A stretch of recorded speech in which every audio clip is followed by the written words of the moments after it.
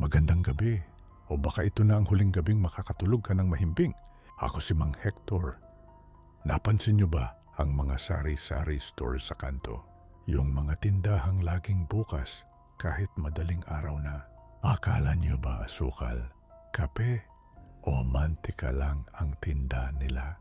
May mga tindahan na hindi pera ang tinatanggap na bayad at hindi pagkain ang ibinibigay na sukli. Maupo ka, huwag kang kukurap dahil ang kwentong ito ay tungkol sa isang pagkakautang na hindi mababayaran ng kahit anong barya. Makinig ka dahil baka ang susunod na kumatok sa bintana mo ay hindi na kapitbahay. Si Lito ay isang lalaking laging gipit sa pera. Isang gabi, habang naglalakad pauwi sa isang madilim na eskinita sa Tondo, nakita niya ang isang tindahang noon niya lang napansin. Ang pangalan nito, Tindahan ni Aling Marta. Ang mga tinda ay nakabalot sa mga lumang diaryo na may mga balita mula pa noong 1920. Pabili po ng sigarilyo, sabi ni Lito. Lumabas ang isang matandang babae na ang mga daliri ay tila mahahabang kandila. Wala kaming sigarilyo, Irog, bulong ni Aling Marta. Pero meron kaming swerte sa loob ng sachet. Dahil sa kuryosidad, binili ni Lito ang sachet gamit ang kanyang huling barya. Pag-uwi sa bahay, pinuksan ni Lito ang sachet. Walang pulbos na lumabas, kundi isang mahabang hibla ng puting buhok. Biglang tumunog ang kanyang cellphone. Nanalo raw siya sa isang online raffle ng 1,000,000 piso. Tuwang-tuwa si Lito. Pero hindi niya napansin na sa bawat segundong lumilipas, ang kanyang sariling buhok ay unti-unting nagiging puti at nalalagas. Bumalik si Lito sa tindahan para bumili pa ng swerte. Bigyan mo pa ako, Aling Marta, sigaw niya. Binigyan siya ng matanda ng isang bote ng lakas.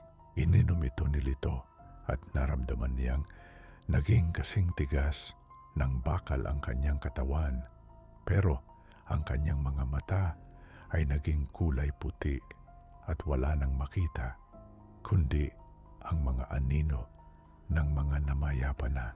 Nagtaka si Lito nang makita niya ang kanyang sariling pangalan sa isa sa mga sachet na nakasabit sa tindahan. Bakit may pangalan ko riyan? Tanong niya. Ngumiti si Aling Marta at ang kanyang mukha ay dahan-dahang natunap na parang kandila. Lahat ng binibili mo rito, Lito, ay galing sa bukas mo. Ang kinuha mong swerte ay ang swerteng para sana sa magiging anak mo.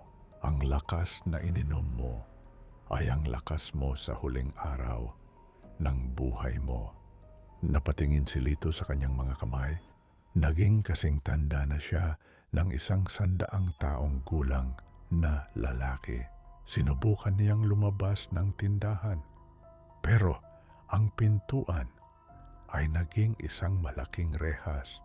Ang mga sachet sa paligid niya ay nagsimulang bumulong ng kanyang mga sekreto.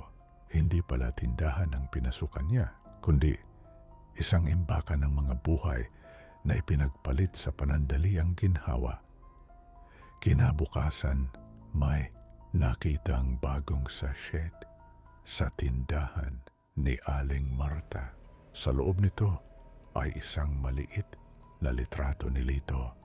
Sumisigaw, humihingi ng tulong habang unti-unting nagiging pulbos ng kape.